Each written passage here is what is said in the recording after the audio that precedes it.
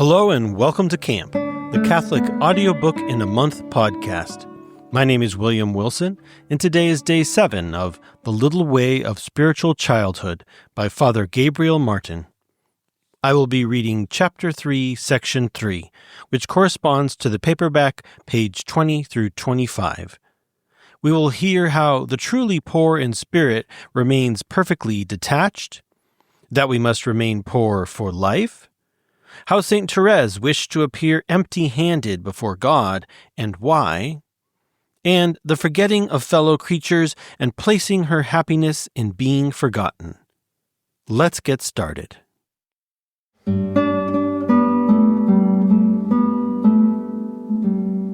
Section 3. It is necessary that the gifts of God be received and kept without the spirit of ownership. Nevertheless, these treasures entrusted to the hands of the child remain always the treasures of the good God, and the good God who is master of them retains, it is evident, the right to take them back. This is true of supernatural gifts of grace and of virtues. It is true also of natural gifts, such as health, intellect, situations, employments, etc. Therefore, the truly poor in spirit remains perfectly detached. Now, wrote St. Thérèse towards the end of her life, I have received the grace to be no more attached to the goods of mind and heart than to those of the earth. In the Old Testament, Job had given an admirable example of this perfect detachment, and his words are well known. The Lord gave, and the Lord hath taken away.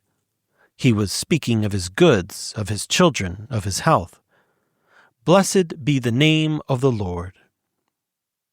Not less, and perhaps even more beautiful still, is the prayer of the little Thérèse to her mother in heaven. All that he hath given me may Jesus take again. O tell him never must he feel in aught constrained with me.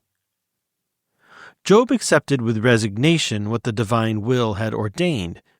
Blessed little Thérèse anticipates this holy will.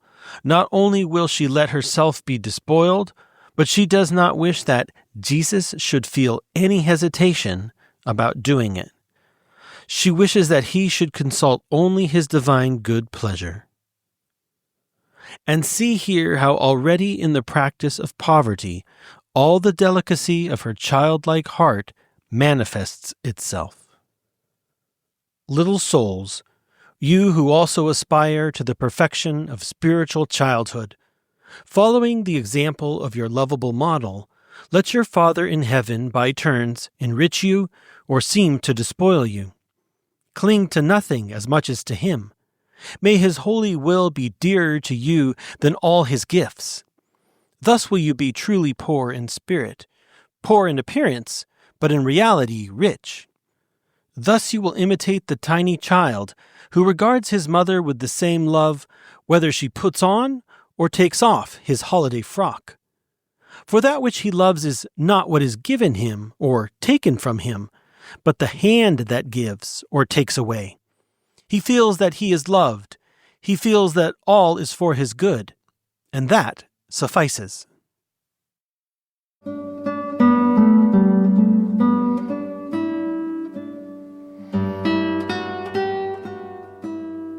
Section 4.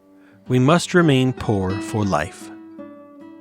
Blessed little Thérèse has already told us, in speaking of humility, that one can quite well remain little even on attaining extreme old age. On the subject of poverty, she has written the same thing. As for me, if I live to be 80, I shall be always just as poor. I know not how to save up. All I have I spend immediately to purchase souls. But acting thus, one may question what will remain to the soul at the close of life, wherewith to purchase heaven. To this objection, our saint replies with her naive and childlike confidence. I shall have no works of mine. Well, the good God will reward me according to his own works. Howsoever strange it may appear to one who has not entered into this way of loving confidence in God, this is why she desired to appear before the good God with hands empty. having instead of all riches nothing but the humble acceptance of her destitution. These words in truth call for some explanation. When Saint Thérèse tells us that she will have no personal works to present to the good God at her last hour, and that she wishes to appear before him with empty hands, she does not intend to teach the uselessness of good works. To interpret her thus would be completely to distort her thought. Her piety, as we shall see in the course of this study, was most active. She would not have been willing to lose even a very trifling opportunity of practicing virtue. But what she did was not done in order to store up merit in view of eternity. It was solely for the good pleasure of Jesus, to whom she gave up all her good works as soon as performed, in order to purchase souls for him. She called that to play at the bank of love. This then was not indolence or carelessness on her part, but great wisdom. For when one knows the heart of the good God, one cannot doubt about the excellence of the investment. Did not Saint Teresa of Avila say that if one gives him a maravedi, he immediately returns 100 ducats? It was not, however, this hope of profit that guided our saint. She had too much of disinterestedness to be inspired by that. But in her filial confidence, she believed that at her last hour, Jesus, seeing her come to him with empty hands, after having expended everything for souls, would be himself her holiness, and clothing her with his own merits would render her holy for eternity. She hoped thus to receive the eternal possession of God, not as the recompense of her own works, but from the sole love of Jesus. And as regards throne and crown, she wanted none but the good God alone. That being so, she had no need to be preoccupied about amassing riches.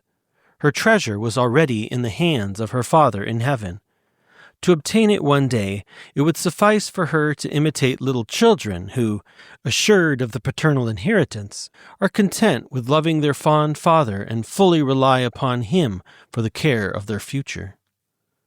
So poverty and humility go together and walk side by side the whole length of the little way.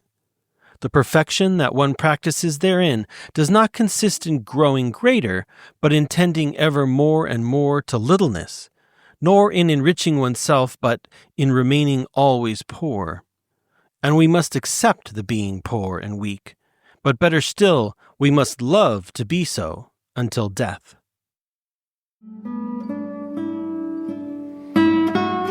Section 5. Consequences of the proceeding in relation to the forgetting of creatures and of self. A poor child does not hold an important place in the world. Outside his parents, very few trouble themselves about him or notice him. A little soul, walking along in the little way, must also accept with joy the neglect of fellow creatures. May all creatures be nothing to me, and I nothing to them, had the saint exclaimed on the day of her religious profession. May none concern themselves about me. May I be forgotten, trodden underfoot as a little grain of sand. She, then, placed her happiness and her glory in being forgotten. She went further. She made herself so little in her own eyes that she came to lose sight of herself. I wish to be forgotten, she had said, not by fellow creatures only, but also by self, so as no longer to have any desire except to love the good God. Thus did she bring herself to nothing. In this she was the faithful imitator of him who came upon earth to be annihilated. And therein consists the perfection of humility for the very little ones to become less than nothing, so little that we come to lose sight of self, to forget self always in order to have but one thought in the mind, one desire in the heart, the love of the good God. No one can walk at his ease if he be encumbered with baggage, but he who has got rid of everything runs easily. This is why humility and poverty so well fit a soul to walk after Jesus, who left all things, keeping only his cross in order to ascend Calvary. And for this reason, Saint Thérèse could sing, "To the heart divine, with tenderest love o'erflowing, all have I given that I had to give. Swiftly I run, none other riches knowing, only on love to live."